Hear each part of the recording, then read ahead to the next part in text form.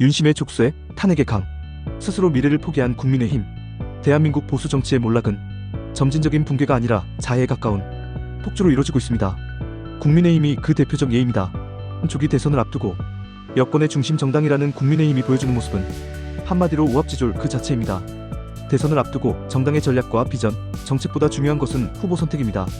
그런데 지금의 국민의힘은 누가 나설 것이냐보다 누가 덜 욕먹고 덜 분열시킬 수 있느냐에 골몰하고 있습니다.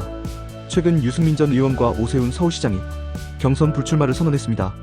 이는 단순히 한 명, 두 명의 개인적 결단이 아닙니다. 이들은 각각 합리적 보수, 수도권 중도층의 상징으로 불렸던 인물들입니다.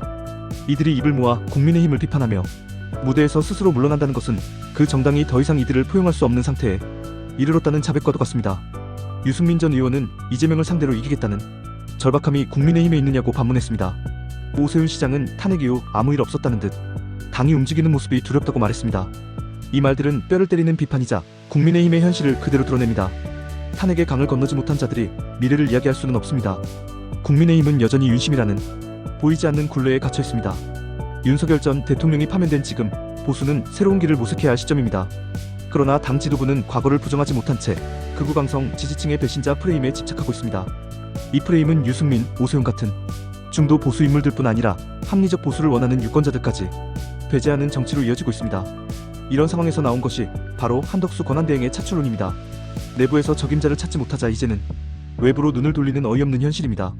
경선 등록 마감일을 앞두고 한 권한대행이 갑작스럽게 대선판에 등장하게 되면 이것이 정당 정치입니까? 정치의 가장 기본인 후보자, 중심의 경쟁이 사라진 자리에 정치공학만 남은 셈입니다. 그 사이 제3지대라는 단어가 다시 힘을 얻고 있습니다. 최근 여론조사에서 개혁신당의 이준석 후보는 14%의 지지율을 기록하며 김문수, 홍준표와 나란히 경쟁하는 수준까지 올라섰습니다. 천하람 선대위원장의 말처럼 TK에서조차 변화의 바람이 불고 있는 것입니다. 이는 단순한 인물 효과가 아닙니다. 국민의힘이 미래를 제시하지 못하니 제3지대가 대안으로 주목받는 것입니다. 이준석 후보는 한동훈 전 대표와 마찬가지로 탄핵과 계엄의 문제에 있어 분명한 입장을 갖고 있는 인물입니다. 한 전 대표는 계엄 반대 입장을 당당히 밝히고 김건희 여사 관련 문제를 대통령에게 수차례 제기했음을 밝혔습니다. 당내에서 이견을 제시하고자 했던 몇 안 되는 인물입니다. 그러나 그는 결국 배신자라는 낙인을 피할 수 없었습니다. 그런 프레임 아래에서는 아무리 당이 개혁을 외쳐도 국민은 신뢰하지 않습니다. 홍준표 전 대구시장이 한덕수 권한대행의 출마는 상식에 반한다고 한 것은 어찌 보면 그나마 제정신인 발언입니다.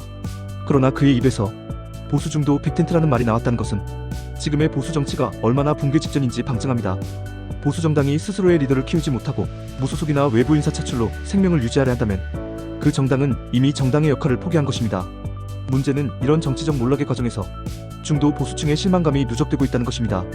합리적이고 상식적인 시민들이 더는 국민의힘에 기대를 걸지 않게 된 것입니다. 유승민, 오세훈, 한동훈, 이들이 같은 목소리로 당을 비판하는 이유는 단순히 자신들의 정치적 유불리를 따지기 때문이 아닙니다.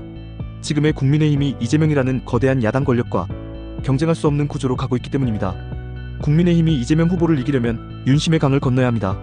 과거를 마주하고 잘못을 인정해야 합니다. 그러나 지금의 당은 오히려 과거를 미화하고 계엄이라는 불법적 상황마저 외면합니다. 윤 전 대통령과의 관계를 끊지 못하고 김건희 여사에 대한 문제 제기도 허용하지 않습니다. 이대로라면 아무리 후보를 바꾸고 전략을 짜도 본선 경쟁력은 없습니다. 국민의힘은 탄핵 이후 수차례 기회를 놓쳤습니다. 그리고 지금 또 한 번 그 기회를 걷어차고 있습니다. 강성 지지층의 프레임에 갇혀 내부 개혁을 방치한다면 그 결말은 뻔합니다. 윤석열이라는 이름 하나에 정당이 집착하다 보면 결국 그 이름과 함께 몰락하게 됩니다. 이미 보수의 중추였던 유력 인사들이 하나둘 무대에서 사라지고 있습니다. 남은 것은 누구일까? 무능력한 경선, 정체된 메시지, 외부 차출에 의존하는 정치공학뿐입니다. 지금이라도 국민의힘은 각성해야 합니다. 윤심에서 벗어나야 합니다. 계엄과 탄핵의 강을 건너야 합니다. 배신자라는 단어 대신 상식과 비판을 포용해야 합니다. 중도층 없이 이기는 보수는 없습니다. 오세훈, 유승민, 안철수, 한동훈은 그렇게 이야기하고 있습니다. 스스로를 무너뜨리는 정당은 국민을 설득할 수 없습니다. 이제는 바꿔야 합니다. 늦지 않았습니다. 아니, 지금이 마지막 기회입니다.